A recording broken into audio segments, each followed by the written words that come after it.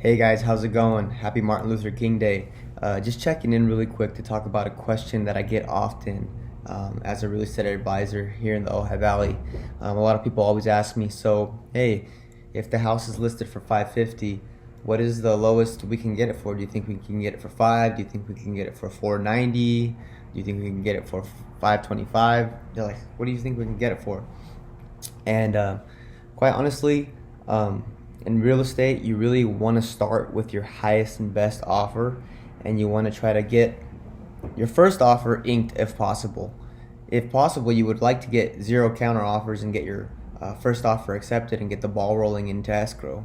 So essentially, if you start off with a low ball offer, you're putting yourself in the position to go into the counter process, which could take up to 24 to 72 hours depending on the acceptance period you put on in the contract.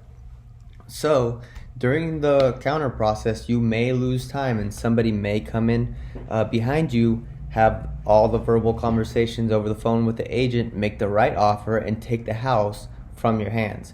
So you got to be very careful when you talk to your real estate advisor that they know and they advise you, depending on the market, obviously, and the inventory, the time in the cycle, how they can approach the negotiation process. But oftentimes I've seen it happen with me and I've seen it happen with other people where they come in, they start lowballing, say the house is at 550, they come in, 50 grand under, 60 grand under.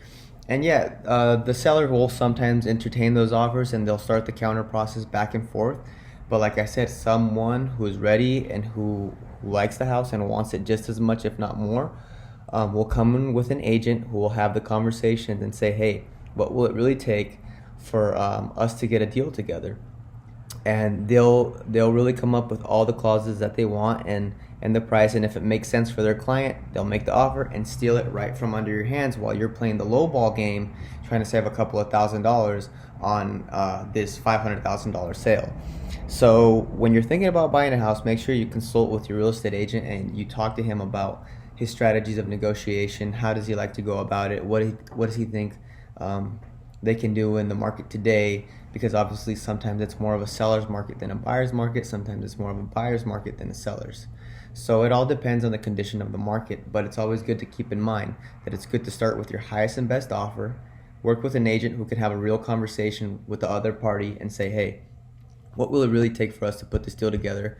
I want to make sure everything works out and both parties are satisfied and we can really put this together. And if it makes sense for my guys and it makes sense for your guys, I'll send you that offer over and hopefully you can have it inked within 24 hours. And that's really what you want to aim at as an agent. Sometimes you get people who really want to try the lowball game, and you know what? Sometimes you just got to do what they want to do, but you got to let them know that they might get the house stolen from right under them from someone else who comes in just 10, 15 grand above what they're trying to do in their contract. So yeah, just for the tip of the day, negotiations. If you're thinking about buying a house or selling a house, give me a call so we can talk about all these little details, the ins and outs of the business. My name is Alejandro Murillo here at Sotheby's International Realty in Ojai. It's a pleasure to serve you guys. I hope you have a wonderful holiday. Keep on working, and I'll see you guys soon. Hope you have a wonderful holiday. Keep on working, and I'll see you guys soon.